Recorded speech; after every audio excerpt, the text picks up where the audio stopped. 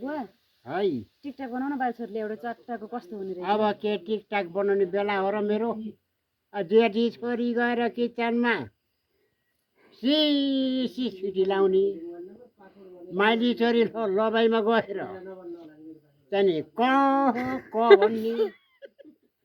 कान्छी छोरी धारा पानी भइसकेर बिसाउने ल अब सबै मेरो जानु पऱ्यो भने सबै मसित रिसाउने अब के भनौँ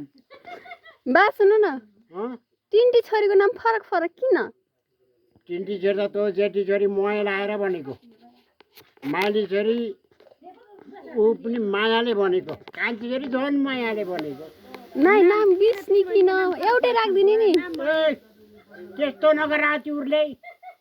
के आगो दुनकुटीलाई दिएको रिस उठ्या छै के हो अनि तिन बहिनीको नाम फरक फरक त भयो तिनवटा फरक। नामबाट के आउँछ बुवा भन्नु त तिनवटा नामबाट अब एउटा जेठो नामबाट सीता सीता सीताको पछाडि सीताका पछाडि सीता बन्जाडे साउथे अब माइलीको कमला कमला पछि के आयो कमला गौतम त्यो कमला भन्ने नाम किन राखे भने त्यो कमला भन्ने नाम त त्यस्तै भएर राखेका हुन् कराएर त होला गर सीता भन्ने फेरि त्यो जति त सीता गरेर खेलेर यसो गर्ने यो बिस्नी भन्ने फेरि त्यो बिस्नी भने जतिखेर नै बिसाउँदै रुँदै गरेर त्यसलाई बिस्नी भनेका भनेपछि